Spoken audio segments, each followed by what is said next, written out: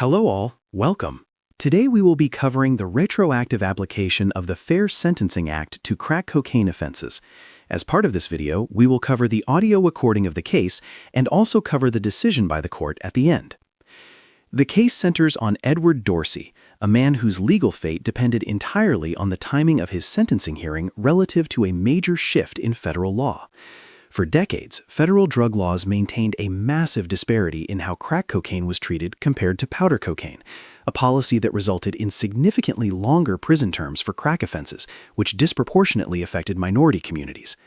In 2010, Congress passed the Fair Sentencing Act to correct this imbalance, drastically increasing the amount of crack cocaine required to trigger harsh mandatory minimum sentences. Edward Dorsey had committed his drug offense in 2008, well before the new law existed, but his sentencing did not take place until after the act had been signed by the president. This created a profound legal dilemma. The government argued that because the crime occurred while the old, harsher rules were in effect, those penalties were incurred and could not be changed. Dorsey argued that it would be fundamentally unfair and illogical to sentence him under a discredited regime that Congress had already voted to abolish. The legal question is whether the more lenient standards of the Fair Sentencing Act must be applied to every person sentenced after its enactment, or if the date of the underlying crime dictates which set of rules a judge must follow.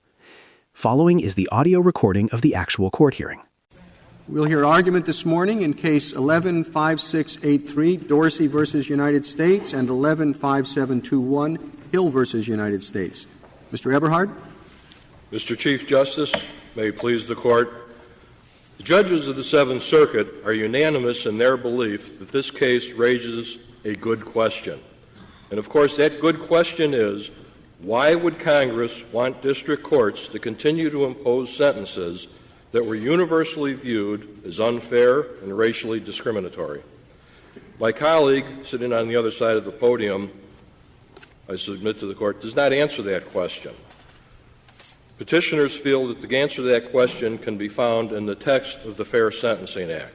And while we admit that there's no express answer, the text gives us the required fair implication. The text in Section 8, the text in Section 10. Excuse me, is a fair implication enough? You're talking here about a repealer, essentially, of an earlier provision, Section 109, and our cases uniformly say that it has to be clear implication, unquestionable implication. You think this is really clear and unquestionable? No, it is not, but the standard from this Court, Justice Scalia, is fair implication, and it has been ever since the Great Northern case. The standards began as a necessary implication in Great Northern, moved to plain and clear implication in Hertz and Woodman, and then Marrero, which is relied on heavily by amicus. Of course, the statute itself says express, right? We're talking about Section 109. That is correct. So we're pretty far removed from the language of the statute, I guess. But again, ever since 1908, that's a standard that this Court has not accepted. And this is based on the provision, the well-settled provision, that an earlier Congress cannot bind a later Congress. Oh, and I understand that, but presumably we also have the proposition that Congress, when it enacts legislation, knows the law. They would have known Section 109 required an express statement if they wanted to apply the change retroactively. So why shouldn't we hold them to that standard?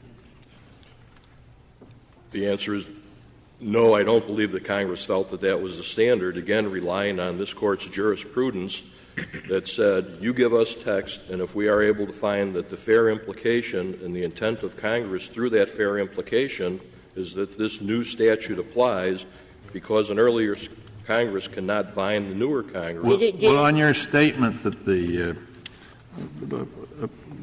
one Congress cannot bind a later Congress, do you mean we're not supposed to look at 109? We're not supposed to look at the Dictionary Act? Oh, absolutely, the Court is, Your Honor. And we acknowledge. Well, so then, the fact that 109 is on the books is relevant, and it's not a question of one Congress binding the other. It's a question of what the second Congress did. Yes, 109 is relevant, but it's the standard to be employed in determining whether or not there's a fair implication of what the later Congress meant. I'm really troubled by fair implication. Justice Scalia? How many cases do you have that say fair implication as opposed to quite a few that say clear and unquestionable implication? Marrero, is that the one case you rely on? Fair implication from Marrero. From Marrero, a footnote in Marrero, right? Correct. Yeah. Anything else? Marcello. What's the cite for that? I mean, there are a lot of earlier cases that make it clear when you're repealing a prior statute, if it isn't express, it has to be at least a clear implication. And I'm astounded to think that in a footnote we're suddenly going to change that to simply fair implication. Well, yes, Your Honor, you're correct that clear or necessary, but petitioners contend that not only do we meet the fair implication standard. Oh, well, that's a different question, and we can talk about that. But how did Marrero come out? Did it find an overruling or not? Marrero primarily was based on the fact that there was a specific provision for non-retroactivity. In an alternate holding, the Court held that 109 would also be relevant to the decision. Marrero, though, was a habeas. So it did not find 109 overcome by fair implication, right? Correct. So it's entirely dictum, right? And dictum in a footnote. No, I believe it is an alternative holding because the primary holding in the other way, the holding was that 109 governed, no? I'm sorry. I thought you said the holding was that Section 109 governed, that it had not been repealed. 109 was the alternative holding saying that 109 would also preclude the retroactivity. Exactly. And therefore, whatever it said about what is necessary for repeal of 109 was purely dictum because it held that 109 was not repealed. So even if fair implication was the test, it was not the test applied and determinative in the case. So it's dictum. And dictum in a footnote. I don't agree, Ryder. All right. But that's true of all of the cases that use — the cases you pointed to 2 or 3 that use fair implication. The Court in all those cases found that there was no fair implication, so that 109 governed. Isn't that so? That was true in Marrero. It's true in Northern Securities.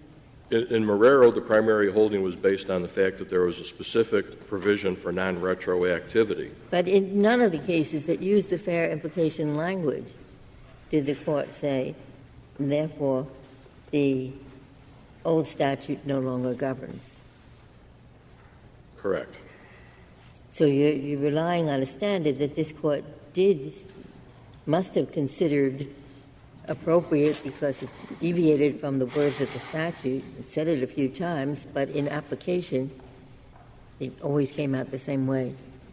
Well, in application, when the Court applied this in Marcello, when they were weighing the language of the Administrative Procedure Act as opposed to the language of the Immigration and Nationality Act, I think the Court made clear, as it went through the statute there, that there was a fair implication, and then once you get to the point of fair implication, that necessarily means that there is some kind of an ambiguity, and then the Court followed up saying that we then did look to the legislative history, and the legislative history backs up the implication that we did find.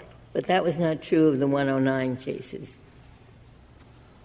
You don't have a 109 case that said the standard is fair implication, and therefore the old statute is not in force. Directly, I don't believe so.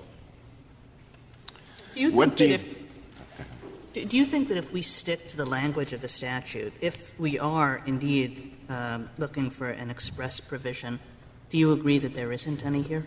We agree that there is no express provision, but obviously we also contend that, going back to the proposition that an earlier Congress cannot bind the later, that standard has been rejected, even though argued by my colleague to my left that is no longer the standard ever since. Well, I'm not sure he's arguing that.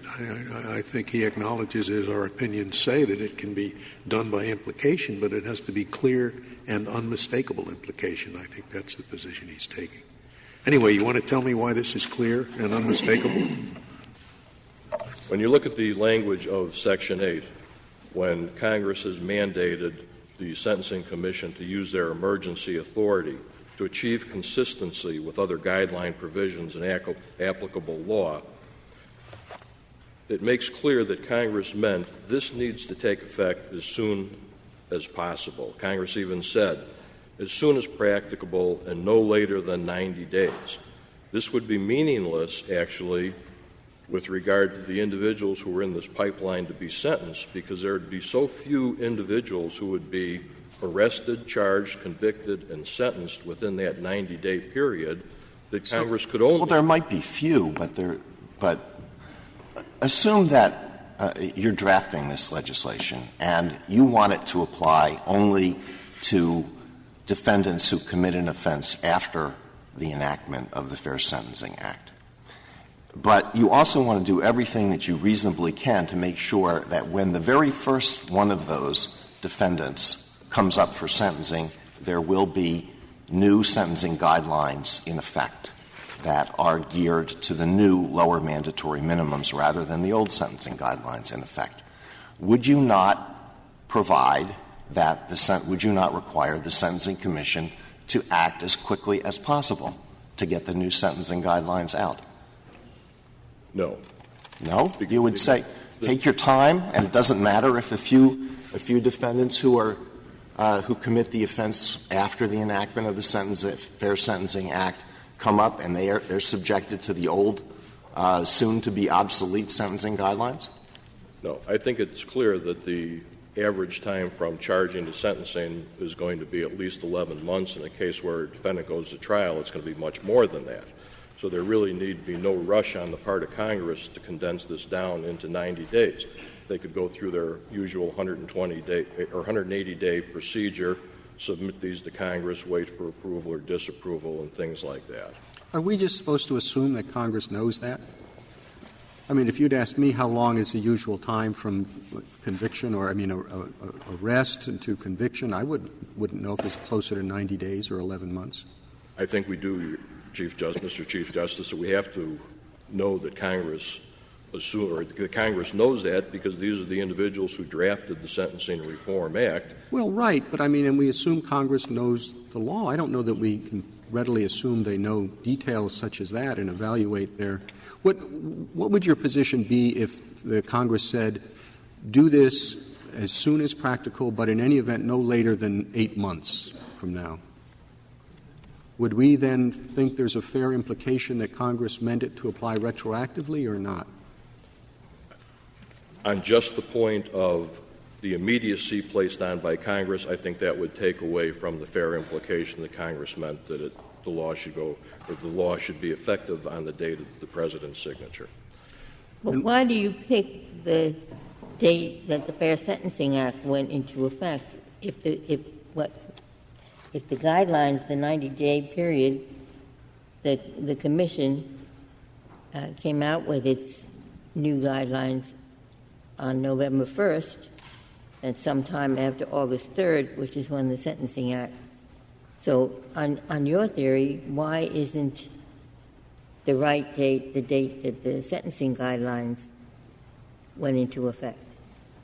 The correct date is the August 3rd date, Your Honor, because of the intent of Congress made known through the implication of the language taken in the legal context of the Sentencing Reform Act. When Congress meant to correct their error, I believe they made it perfectly clear that they meant to correct this error as soon as possible. This has been an error that had been discussed for 25 years and was finally trying to be corrected. Mr. Chief Justice, if I might reserve the rest of my time. Thank you, counsel. Thank you.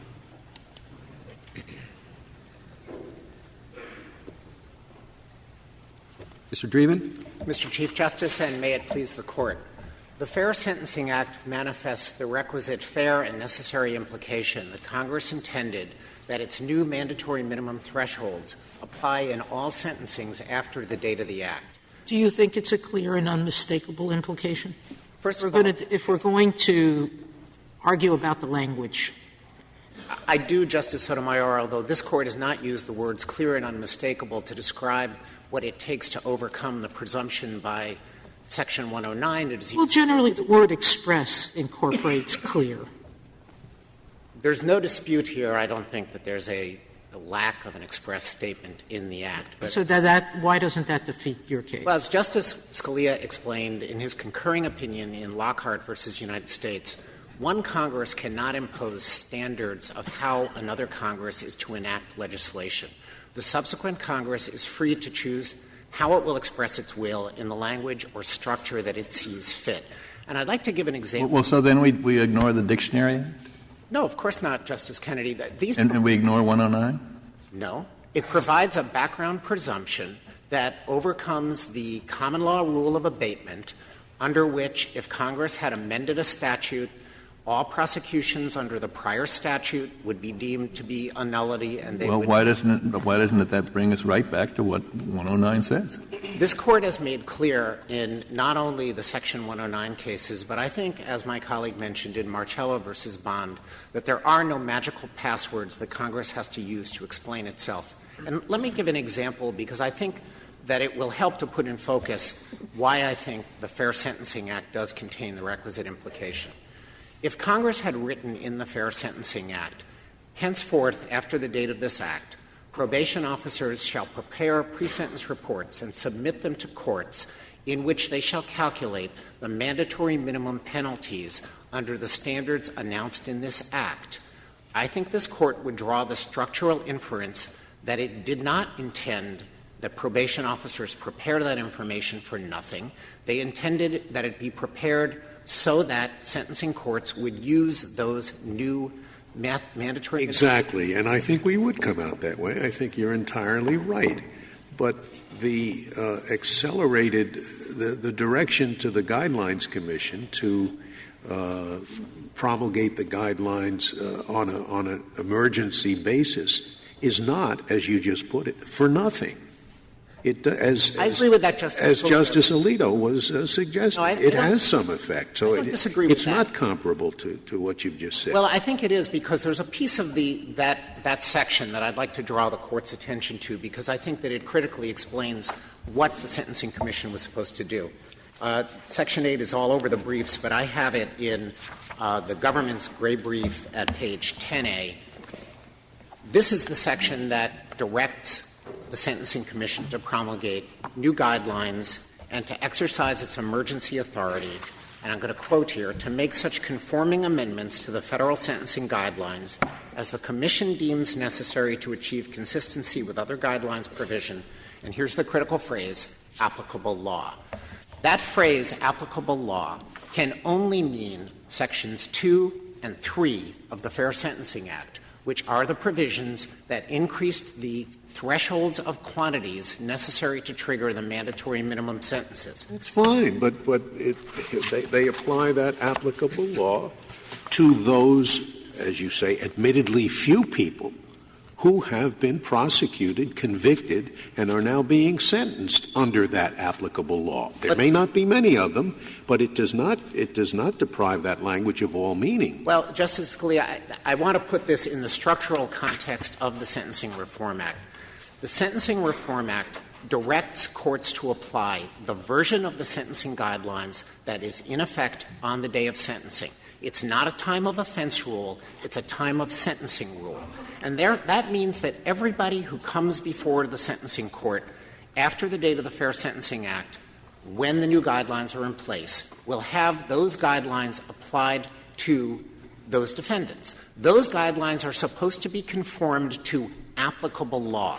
The only applicable law that there could be is the new mandatory. Well, no, you're begging the question. The law applicable to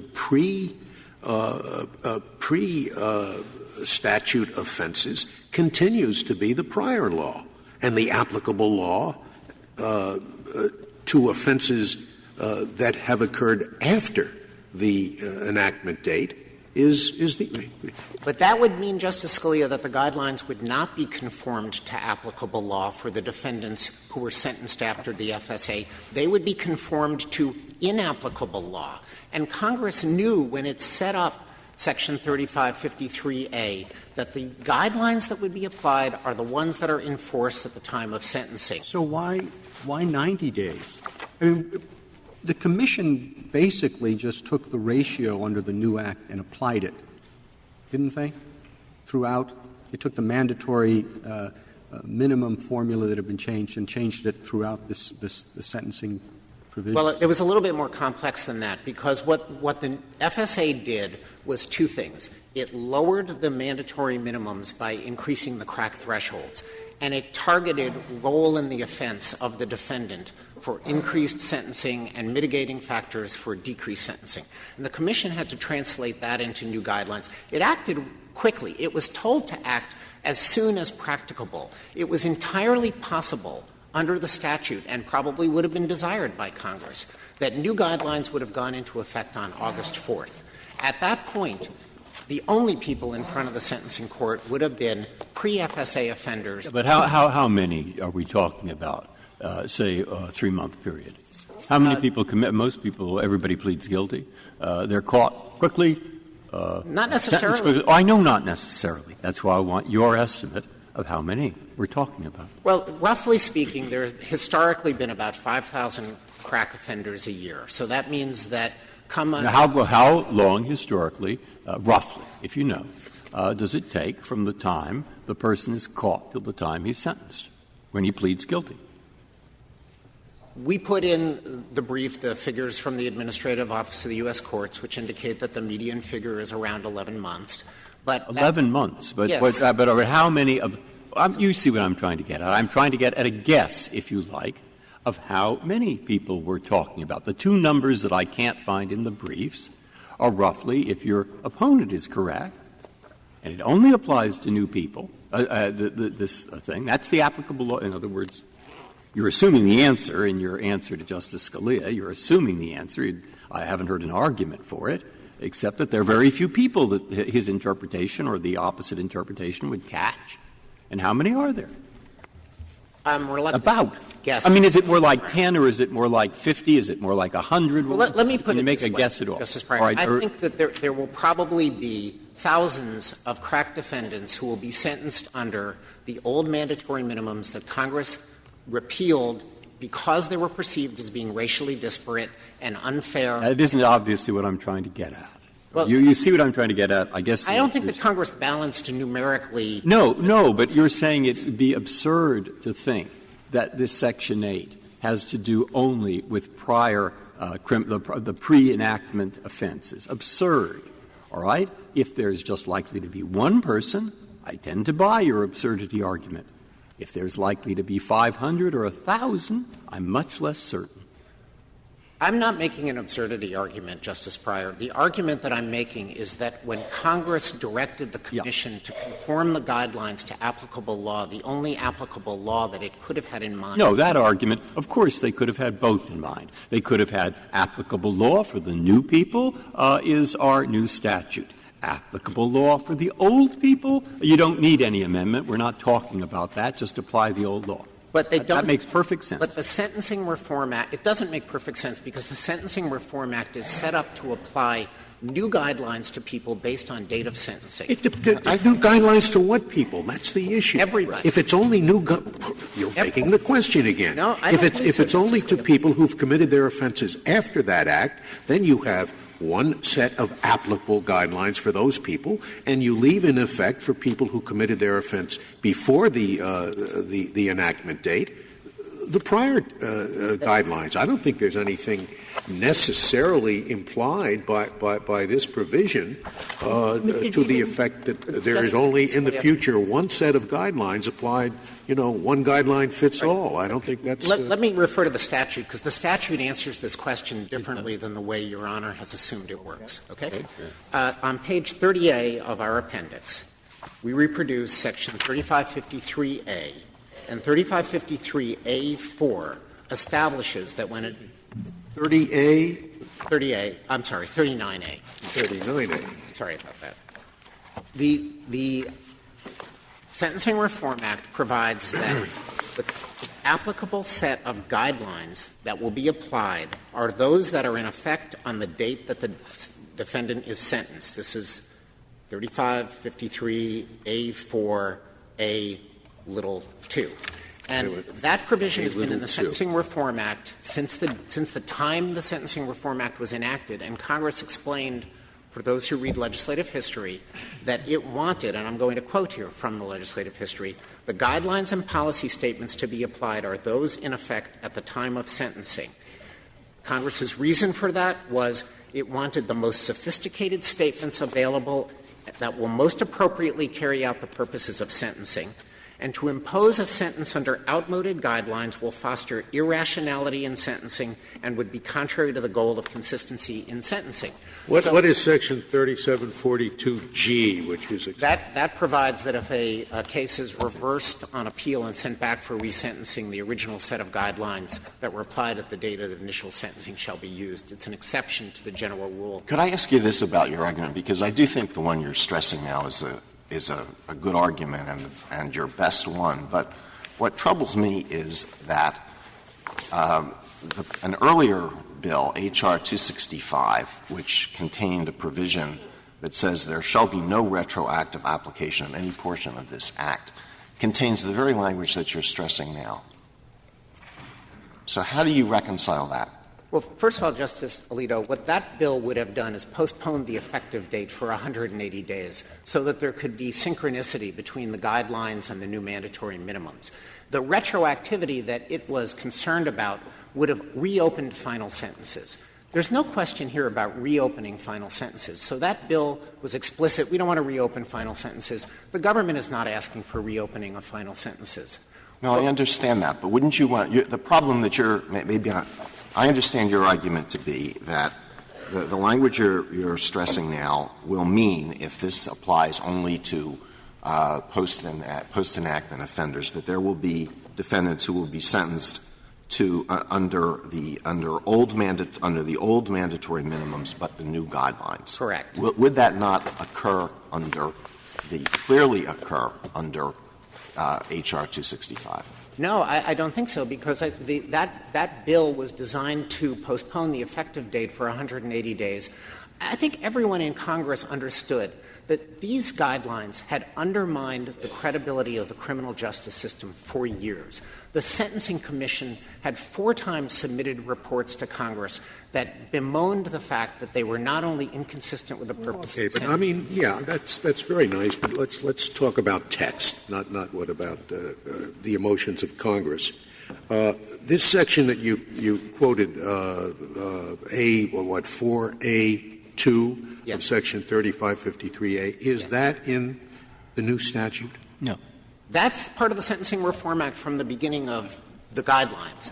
It was in effect. Yes. It was not the amendment. No, Congress didn't insert that when it made this amendment. You're just saying that is the incidental effect of the provision that Congress did adopt. No, I'm saying that the background principle that our legislators are familiar with the law surely applies to sentencing law.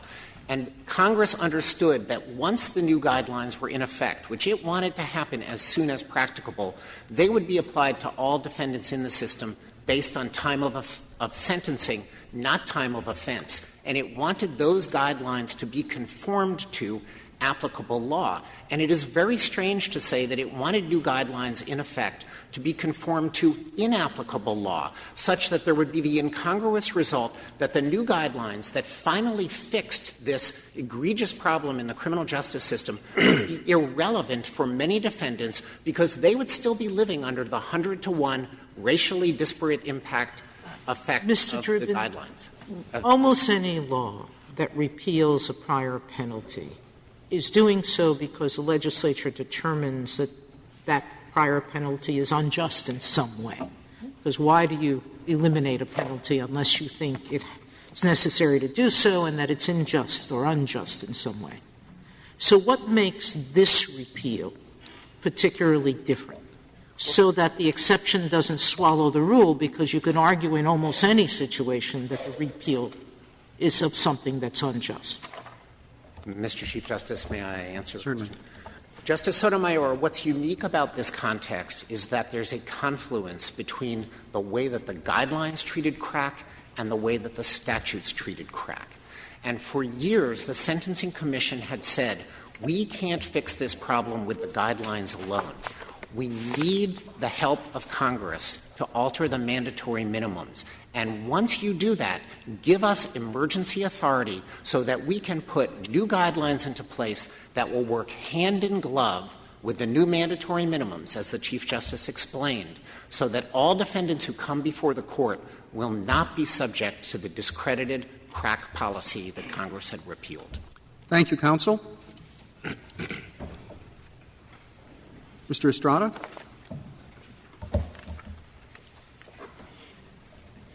Thank you, Mr. Chief Justice, and may it please the Court.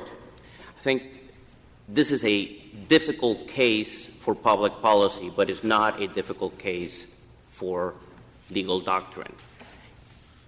Fairness is on both sides. Mr. Estrada, what's so difficult for a legal doctrine to say that when Congress has made a finding that a law has a discriminatory impact, because I always thought that when discrimination was at issue, that we should do as speedy a remedy as we could, because it is one of the most fundamental tenets of our Constitution, as has been repeatedly emphasized in case after case, that our laws should be enforced in a race-neutral way. Once Congress has said this law is not being enforced in a race-neutral way, we want to fix it, why shouldn't our presumption be that the fix is immediate rather than delayed?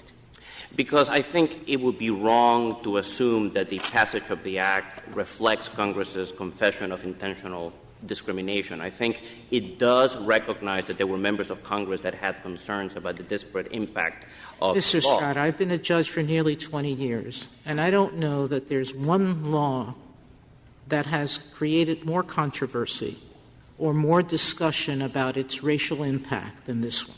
Absolutely. I don't think there is any other law that had as much conversation about its racial implications than this one. Justice Sotomayor, that is absolutely right. But it is very significant that for 20 years we had this argument. The Sentencing Commission, as the government points out, went to Congress again and again and again to say, we don't agree with this makes no sense. And for 20 years, Congress could not bring itself to change it because there was no agreement on the part of the lawmakers that the public policy was that easy. And the fact is, you have a whole assortment of bills that were considered by Congress in the last several sessions for people who believe legislative history is significant. They're all very instructive.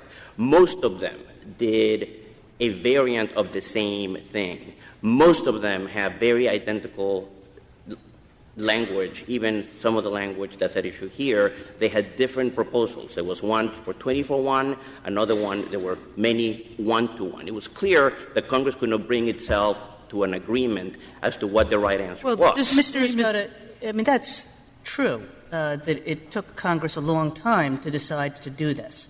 I think the question is, once having decided to do this, what did it decide to do? And whether it would make sense, once having decided to do this, to have the guidelines be the new guidelines, but the mandatory minimums be the old mandatory minimums. And what everybody understood was that if that were the case, if the new guidelines and the old mandatory minimums sort of both applied together, it would lead to ridiculous disparities in the way people were sentenced. And so the question is, once having decided to do this, can't we assume that Congress decided to do it? No. Let me give three answers to that. I think, one of the fundamental points here is that a premise of the law is to treat like people alike. And people who committed the same offense on the same date and may have done so with each other, we would expect to get comparable punishment if they are comparably situated as to criminal history. And that the solution that's being urged undermines that, even though that is exactly what Section 109 says. You have to draw a line someplace, and that's inevitable, that some people are going to fall on one side. But the point about the guidelines and statute working together, wasn't there a time when the sentencing guidelines, they wanted to do away with this distinction, and Congress said, no, Sentencing Commission, you can't do it. You can't do it to the guidelines when we don't do it to the statute. There are 2 points about the guidelines that I think we have to keep in mind, Justice Ginsburg. The first one is that they are guidelines, especially in the world after Booker, which is the world that confronted Congress in 2010. They are guides that must be considered by the judge to inform judicial discretion. So in the nature of the guidelines, there is nothing inherent in saying that we must have new ones. That also implies a new application of statutory law to people whose offense conduct occurred earlier.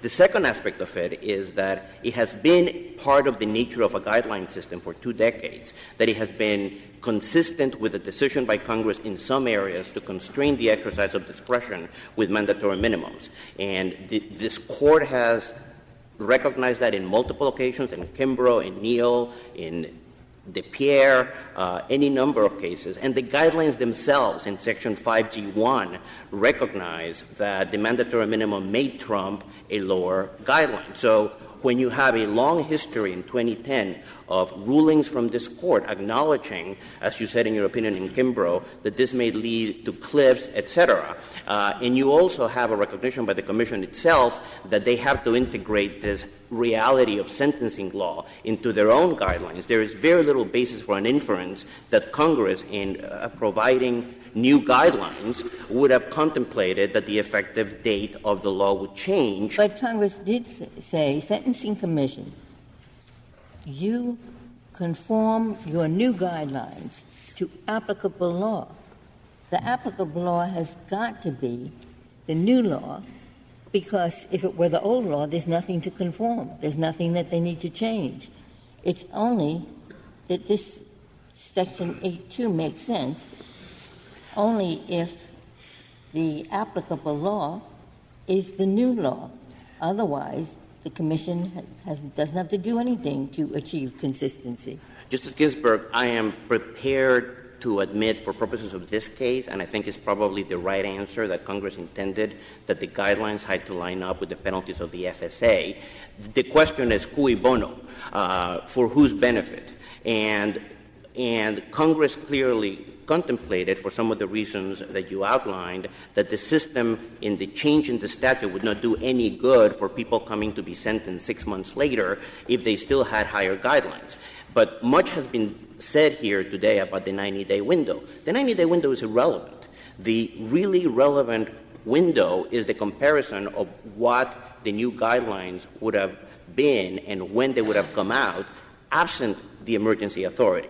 Absent any emergency authority, new guidelines would have come out November 1st, 2011, which would have been a good 15 months after the passage of the FSA, and even on Mr. Estrada, even without the guideline amendment, for those defendants who committed crimes after the effective date of this Act, they would not have had new offense, not old offense. If the day after this Act they committed the offense, they wouldn't have had a mandatory minimum that required their imprisonment for a certain amount of time, because the Act had already done away with the mandatory minimum, correct?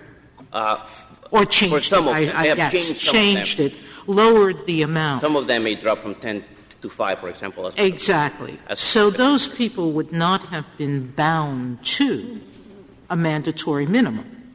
And since district courts were not bound to the guidelines anyway, even if there had been no amendment to the guideline, the judges would have known they weren't bound to the mandatory minimum and probably not bound to guidelines that hadn't been amended yet either. That's correct. So it would have benefited these defendants no matter what. That's correct on both counts, but it sort of assumes that the guidelines are systemically irrelevant in all cases because after an No, analysis. only in cases like this where we know they have to change because Congress has directed they be changed. But look, I mean, one of the interesting aspects about these cases is that one of the petitioners, for example, got the benefit of being sentenced at the time that the post-FSA guidelines, the new emergency guidelines, provide a sentencing range for him of 110 to 137. That's Mr. Hill. These are the new guidelines. He was sentenced to a mandatory minimum of 10, which is on the lower end of that guideline. The only reason that case is in the U.S. Supreme Court is because even after the new statute, the judge was of a mind that he wanted to use a 1-to-1 ratio. And that's why there's a controversy here.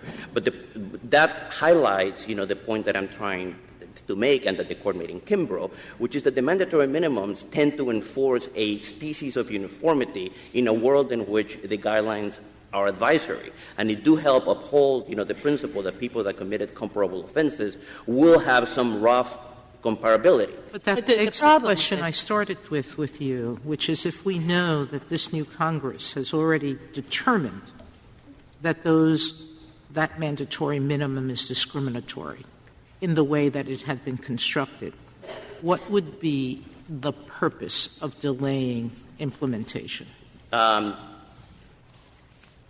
If Congress had made that finding, Justice Sotomayor, I would fully expect them as a citizen to cut the sentences of everybody who's already serving the sentence, irrespective of finality. And the fact that Congress did not do that, which is a proposition on which everybody agrees, I think is powerful evidence that the assumption that this necessarily reflects a conclusion that the previous system was indisputably discriminatory, as opposed to arguably. I would find that extraordinary that they say it's racist, but we're going to leave in effect all of the sentences that have previously been imposed. That seems to me very unlikely. Mr. Estrada, I would like you to explain the effect of 353A4 big A little 2. Which does seem to be sure, it's not in the new legislation, but it's the background against which the new legislation was adopted, and it seems to require that the Court use the guidelines in effect at the time of sentencing. Right. This is a fight about competing background rules.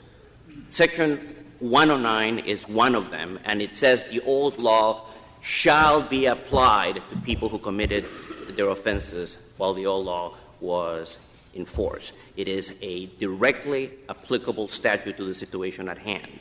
This purported competing background rule is a rule that simply says a judge shall consider the guidelines then extant. And this is part of the advice that he gets. It implies nothing about the duty to apply. Suppose you're wrong about that. I'm sorry.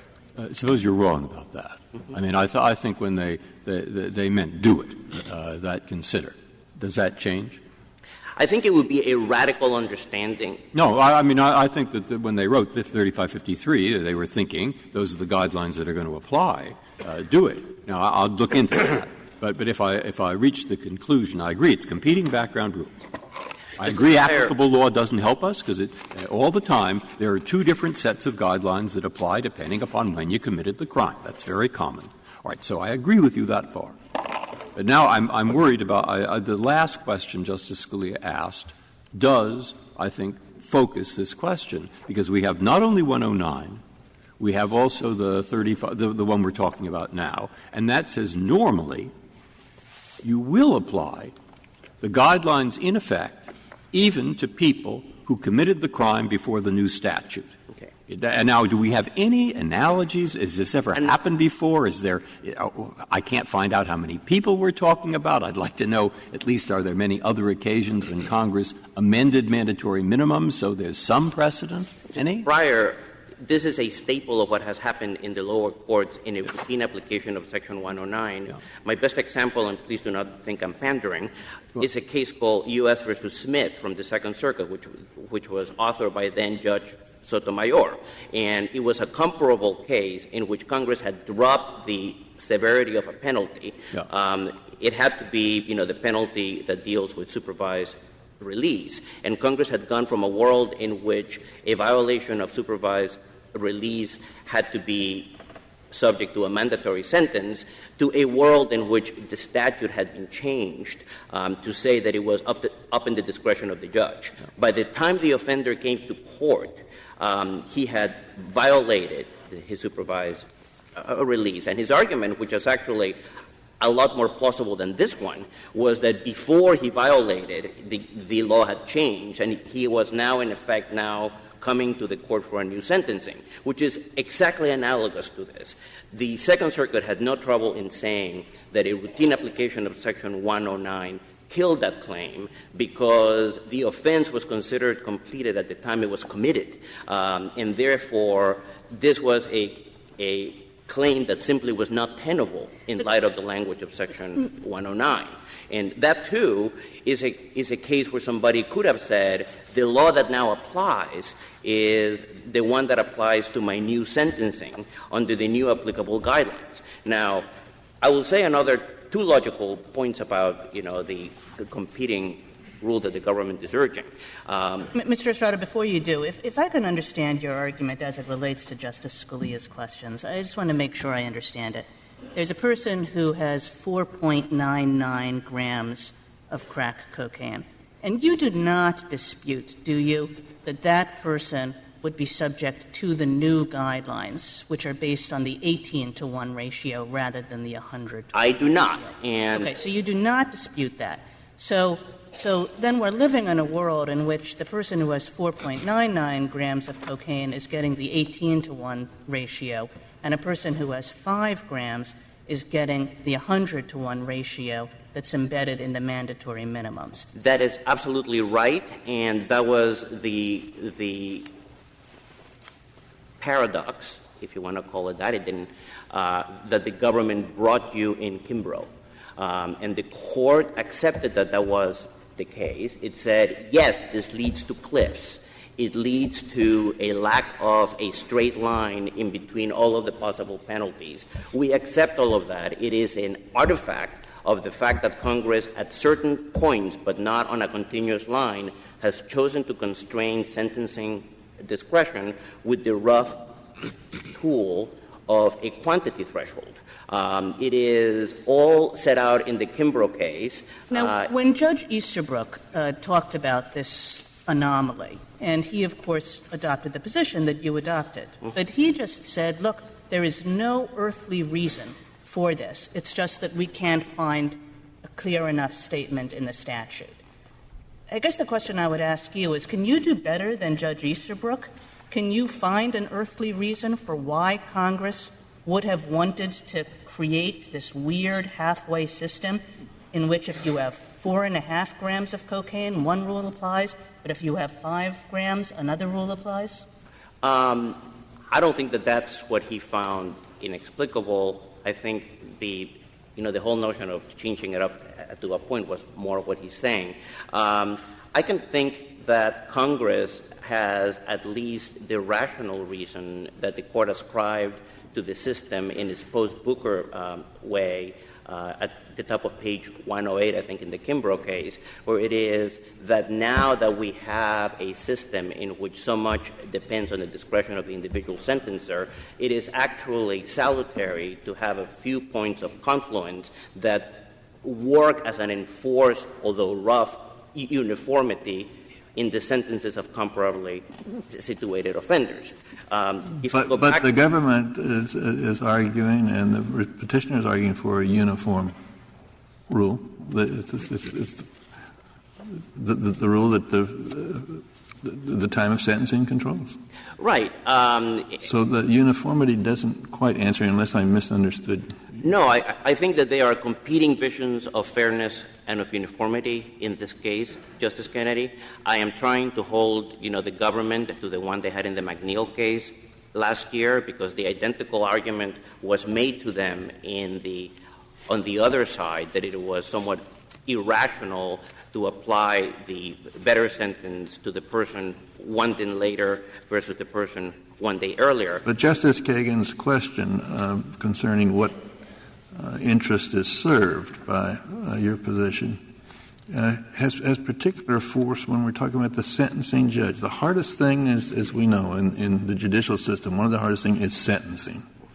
And you're saying that a sentencing judge who knows the law has been changed, who knows the law has been criticized, is nevertheless bound to determine that it's fair for this person to be sentenced to the longer term. That's a very difficult position to put the judge in. Now, I'm sorry. Go ahead. If I could take, the other side of that argument, one of the reasons why I think, the Court should accept that Congress contemplated new guidelines but not necessarily take up, the government's view that this is actually called for by the very end of that section applicable law, is that the government looks at this as a world in which Congress has now intervened and in effect compelled a more linear function of sentencing, so that henceforth, I guess the Commission has to conform to the 18-to-1 ratio, and it would no longer be open to the Commission, for example, to do what it did in 2007, which is we change our mind, there is a mandatory minimum that constrains us, but in light of the most recent scholarship, we think the ratio should be 16-to-1. And one of the reasons why I am reluctant to urge you to accept, the government's construction, which I can see how they will be helped by in future cases, is that I think it's very implausible for Congress to have considered this, as they say, the centerpiece of the statute and have it be the last depending clause of Section 8. Wait. This is just tell me if maybe the light is dawning and maybe I'm just at the same question Justice Kagan asked. Think of before the statute. There were two sets of people. Those people subject to the mandatory minimum and those crack people who the mandatory minimum didn't matter, but the Commission wrote amendments consistent with. So they were tough amendments, so the law didn't require it to produce consistency. Now the statute's passed.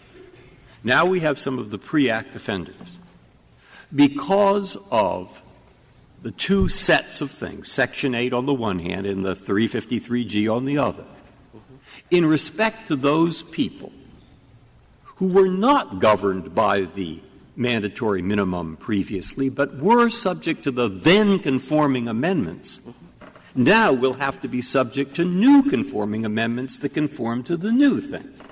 And that'll have to be because of the combination of the two sections that Mr. Drebin read. All right. Now, if that's so, we get to the cliffs that Justice Kagan is talking about.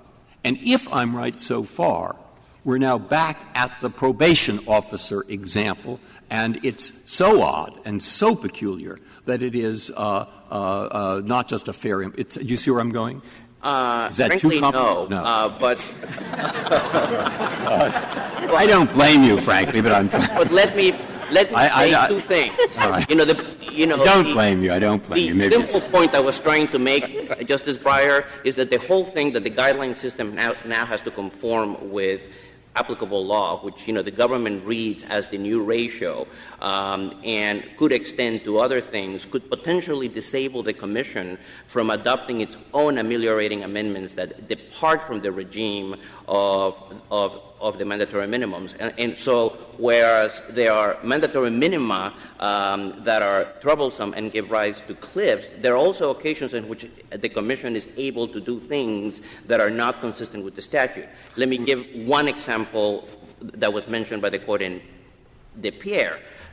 As the statute was interpreted in DePierre, cocaine base is cocaine base. It gets you a mandatory minimum if it's chemically based. The Commission thinks that you only get the enhanced penalties if the cocaine base happens to be crack. Similarly, under the Neal case, you get to weigh the carrier medium for the LSD, but, the Commission thinks that you give it a presumed weight that is probably lower than the actual medium. In both of those cases, the Commission comes up with guidelines that are lower than the methodology that is contemplated under the statutory analysis. Were you to adopt the applicable law and the assumption that the Congress has now dictated that these things have to line up and never to have cliffs again because they are bad, you could end up having untoward consequences as to what it is that the Commission can do in the future in order to deal with Mr. other I'm sorry. Go ahead, Justice Sotomayor. I'm not sure I follow your example. I think that the guideline regulation is that the Sentencing Commission always has to pass guidelines consistent with the mandatory minimum. And if the statute says that the mandatory minimum requires the carrying medium to be included, the guidelines can't change that. The mandatory minimum would apply. For purposes of the mandatory minimum, but not for the sentences in between. But the defendant, I don't know that I know of one guideline scheme that changes whatever Congress has statutorily required. I just gave you two examples. The LSD guideline that was at issue in Neal and the crack guideline that was not at issue but was discussed in connection with the statutory interpretation in the Pierre. My point, I don't want to overstate the point. My point is there is reason to believe that Congress intended the new guidelines to be available for new offenses. The fact that Congress gave emergency authority so that would be possible makes perfect sense because in the absence of emergency authority, the new guidelines not arrive. What you're arguing is not that the guidelines would be available for new offenses. What you're arguing is that they would be available for everybody except the cliffhangers. That's what you're arguing. I'm sorry. Everyone but the cliffhangers, because as Justice Breyer pointed out, those people who were subject to the old guideline at a higher rate, above the minimum, now have the benefit of a lower rate, and so they're going to get sentenced to a lower amount because they're not bound by the mandatory minimum. But there are two alternative worlds after the FSA, Justice Sotomayor. In the first one, guidelines don't change for 15 months. People who committed the crime after the FSA come to the court for sentencing 10 months later, and they get the new mandatory minimum, but it doesn't matter because the old guidelines are higher. It is possible that the judge would intervene and use his Booker discretion, but not necessarily so. In the alternative world, which Congress did give us, is you change the guidelines as soon as you can. If you come to the bar of the court with a pre-FSA offense, it doesn't matter because the new guidelines, like every guidelines book since the beginning, say that if a mandatory minimum applies, that controls over the then current guidelines, which is one of the fundamental reasons why the alternative view of the world and the alternative rule of construction the government proffers makes no sense. As a pure statutory construction matter, and for those members of the court who give weight to legislative history, I will point out that the emergency authority section that the government thinks is dispositive in this point was in every version of this bill. Senate 1711, Senate 1383, the House versions that they cite, even when those statutes, as Justice Scalia pointed out, Justice Alito pointed out earlier, provided an effective date for the new statute of 6 months hence. Well, along those lines, could I ask you this question, which is intended to explore the issue whether the argument about bringing the guidelines into consistency with applicable law doesn't assume the answer that that one attempts to get from it. Suppose the Fair Sentencing Act said expressly this applies only, the new mandatory minimums apply only to post-act offenders. But it also contained a provision that says the Sentencing Commission has to bring the guidelines into consistency with applicable law. I assume there what they would have to do would be to say that the new guidelines apply only to post-enactment offenders, so that the Fair Sentencing Act would trump this previous provision in the Sentencing Reform Act. Wouldn't that be correct? Correct. And I think that would be true here as well. And the reason why I was highlighting the earlier bills is because each and every one of them had the same, almost word for word, conform with applicable law, emergency authority. All of them uniformly said the new mandatory minimums will not apply for another 6 months after the enactment. As a logical proposition, if Congress thought that the identical language made sense to bring the guidelines into conformity with a law that would not kick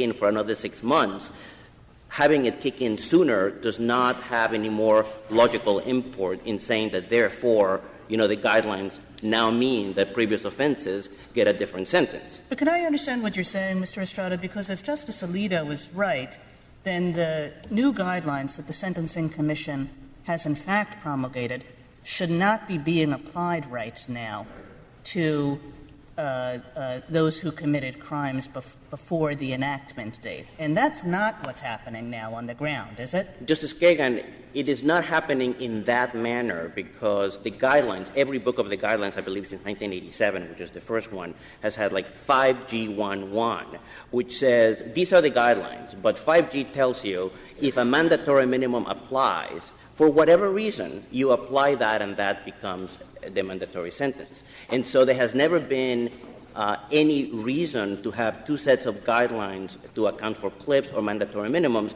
because every guidelines book has had a built-in solution to that problem, which is we understand that there are clips, we understand that there is a world of mandatory minimums, we can't fix those, this is our guideline sentence. If somehow, for some reason, because it occurred before or whatever, there is a mandatory minimum that applies, the guidelines say the mandatory minimum becomes the guideline sentence. So in that sense, a Congress that knew the law would understand that saying you have to have new guidelines had no logical force in saying that therefore the effective date of mandatory minimums or any other factor that bore on the application of mandatory minimums would be changed. Thank you, Mr. Estrada.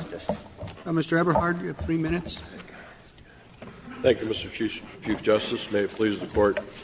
Obviously, this Court recognizes the difficulty of those district court judges sitting and asking themselves, what do I do with this defendant as opposed to another defendant?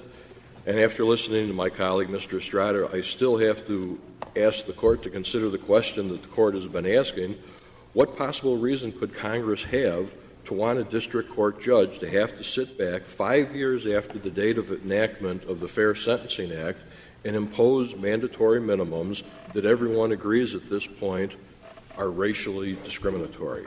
Of course, you could say that about any statute that runs afoul of Section 109.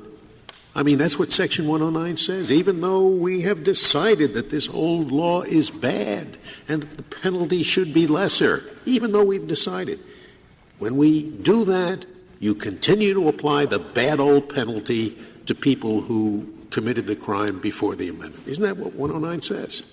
It can be, but as Justice Sotomayor recognizes, there has never been a situation such as this basically in the history of criminal law and criminal law sentencing in our country. I imagine you'd find disagreement with that. You know on the other side, if there, as a matter of fact, in the year that these took effect, think of the sentences that were not governed by mandatory for crack, not governed by the mandatory minimum. Did the guidelines provide, let's call it a low sentence, disproportionately low? Congress ultimately felt that they did, yes. And did they change those non-mandatory part when they wrote new ones? The guidelines changed in different respects with regard to different amounts. The new guide. I'll look it up.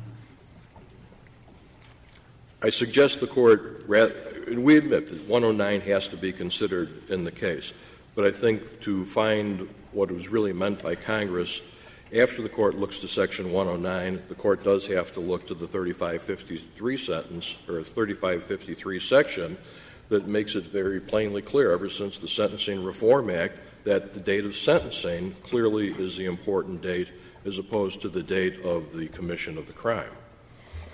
All those arguments have nothing to do with the provision about the Sentencing Commission supposed to act quickly or any of that, right?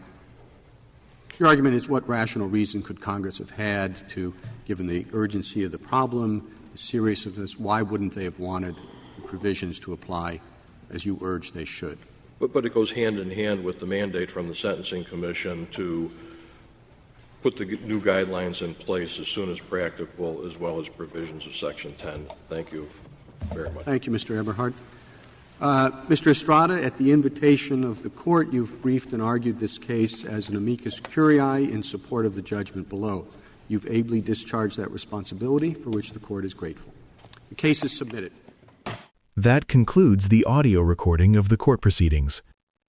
In a 5-4 decision delivered on June 21, 2012, the Supreme Court ruled in favor of Edward Dorsey, holding that the more lenient penalties of the Fair Sentencing Act apply to offenders who committed their crimes before the law was passed but were sentenced after its effective date. Justice Stephen Breyer, writing for the majority, emphasized that federal sentencing is generally governed by the rules in effect at the time of the sentencing hearing. The court's reasoning was based on necessary implication, the idea that Congress intended for a reasonably smooth transition to the new, fairer system. Justice Breyer noted that failing to apply the new law would create new anomalies, where individuals sentenced on the same day for the same conduct would receive wildly different sentences based solely on whether their crime occurred before or after August 3, 2010. Justice Antonin Scalia filed a sharp dissenting opinion, joined by Chief Justice Roberts and Justices Thomas and Alito.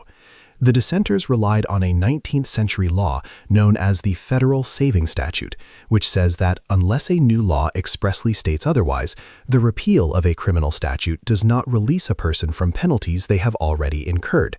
Since the Fair Sentencing Act did not contain an explicit statement regarding its retroactivity for pre-act offenders, Justice Scalia argued the court had no authority to apply it to Dorsey. He accused the majority of using judicial willpower to fix a perceived unfairness, rather than strictly following the text of the law. Despite this dissent, the ruling provided relief to thousands of inmates who found themselves in the same sentencing window as Edward Dorsey, ensuring they were sentenced under the updated, more proportionate standards. This concludes this presentation. If you have thoughts on this case and judgment, do comment below the video. Also, to receive notifications of future cases, be sure to subscribe to the channel. Please share the channel link with your friends and peers that you think may be interested in or benefit from it. Thank you.